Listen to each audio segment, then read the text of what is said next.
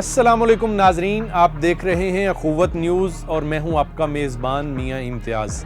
آج ہم بات کریں گے کشمیر میں ہونے والے جعلی الیکشنز کی کہ کس طرح وہاں اپنی اجارہ داری قائم کرنے کے لیے جعلی ووٹرز کو بلوایا جا رہا ہے۔ ناظرین، بھارت مقبوضہ کشمیر کے علاقوں پر ظلم کے پہاڑ تو پہلے ہی توڑ رہا ہے، اب جعلی انتخابات کے ذریعے اپنا تسلط قائم کرنا چاہتا ہے۔ مودی حکومت کی طرف سے مقبوضہ کشمیر میں غیر مقامی لوگوں اور فوجیوں کو ووٹنگ حقوق دے دیے گئے ہیں۔ بھارت کے اس ناپاک اقدام پر نہ صرف پاکستان اور کشمیر بلکہ کشمیر کے ہندو اکثریتی علاقے جموں میں بھی شدید غم و غصے کا اظہار کیا جا رہا ہے۔ مقبوضہ علاقے کے عارضی رہائشیوں اور سیکیورٹی اہلکاروں کو بھی بطور ووٹر رجسٹر کرنے کی اجازت دینے کا تازہ ترین اعلان مقبوضہ کشمیر میں نام نہاد انتخابات کے نتائج کو متاثر کرنے کے بھارتی مذموم ارادے کا مظہر ہے۔ مقبوضہ کشمیر کے چیف الیکشن افسر ہردیش کمار نے ایک اعلان میں کہا ہے، جس کے مطابق کشمیر میں رہنے والے غیر مقامی طالب علم، مزدور، ملازم اور فوجی اہلکاروں کو بھی اب انتخابات کے دوران ووٹ ڈالنے کی اجازت دے دی گئی ہے۔ ہردیش کمار نے کہا ہے کہ دفعہ 370 ہٹ جانے کے بعد اب وہ لوگ بھی ووٹ ڈال سکیں گے جو کبھی ووٹ نہیں ڈال سکے۔ مزید وضاحت کرتے ہوئے ہردیش کمار نے کہا کہ یہ عمل دہائیوں سے پورے انڈیا میں جاری تھا، لیکن جموں کشمیر کی خصوصی حیثیت کی وجہ سے یہاں نافذ نہیں ہو پایا تھا۔ بہت سارے نوجوان فوج میں ہیں، وہ مختلف ریاستوں میں تعینات ہیں، ان کو یہ آپشن حاصل ہے کہ وہ جہاں تعینات ہیں وہ وہیں پر ووٹر لسٹ میں اندراج کروا سکتے ہیں۔ بالکل اسی طرح یہاں جو فوجی یا فورسز کے اہلکار تعینات ہیں وہ یہاں ووٹر لسٹ میں اندراج کرا کے ووٹ کا حق یہیں پر استعمال کر سکتے ہیں۔ حالیہ حکم نامے کے مطابق ایسے کسی بھی ووٹر کو سروس ووٹر کہا جاتا ہے۔ پاکستانی دفتر خارجہ نے انڈیا کے اس تازہ اقدام کو مسترد کرتے ہوئے اس اعلان کو کشمیر میں انتخابات سے قبل ہونے والی دھاندلی قرار دیا ہے۔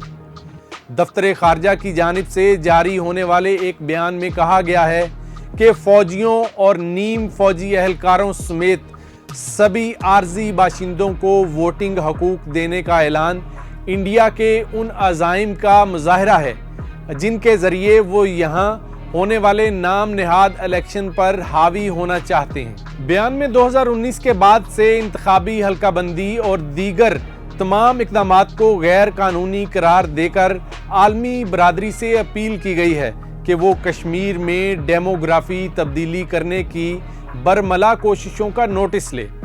دلچسپ بات ہے کہ اس اعلان سے اس سال کے آخر تک انتخابات منعقد ہونے کی تمام قیاس آرائیاں ختم ہو گئیں، کیونکہ چیف الیکشن افسر ہردیش کمار نے غیر مقامی لوگوں کو ووٹنگ حقوق دینے کا اعلان کرتے ہوئے کہا، الیکٹورل رول کا ریویژن نومبر کے آخر تک مکمل ہوگا۔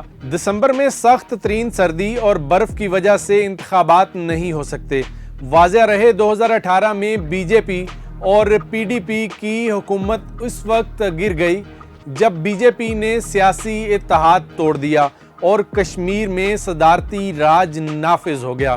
مبصرین کہتے ہیں کہ بی جے پی جموں کشمیر میں تب تک الیکشن نہیں ہونے دے گی جب تک اسے یقین نہ ہو کہ اسمبلی میں اسی کی اکثریت ہوگی اور اگلا وزیر اعلیٰ نہ صرف جموں سے ہوگا بلکہ ایک ہندو سیاستدان ہوگا۔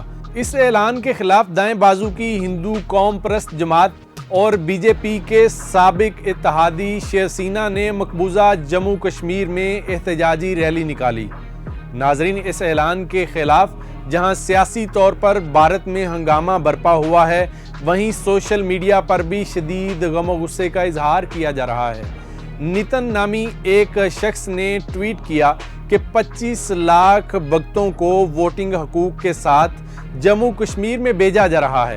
اس سے ثابت ہوتا ہے کہ انتخابات قریب ہیں، بی جے پی انسیکیور ہے، دفعہ 370 کا خاتمہ ایک ناکامی ہے اور بی جے پی ہار رہی ہے، اسی لیے پورے ملک میں ووٹرز امپورٹ کیے جا رہے ہیں۔ الیکشن کمیشن بی جے پی کے کٹ پتلی ہے، تاہم اس فیصلے کے حق میں بی جے پی اور مودی کے حامی حلقوں نے زوردار مہم چلا رکھی ہے۔ بعض کشمیری صحافیوں نے نہایت محتاط الفاظ میں اس اعلان پر رد عمل ظاہر کیا تو کشمیری پنڈت صحافی آدتیہ راج کول نے ٹویٹ کی کہ صحافی زیادہ پریشان ہیں، دفعہ 370 جانے کے بعد نہ تشدد ہے، نہ ہلاکتیں اور نہ پتھراؤ۔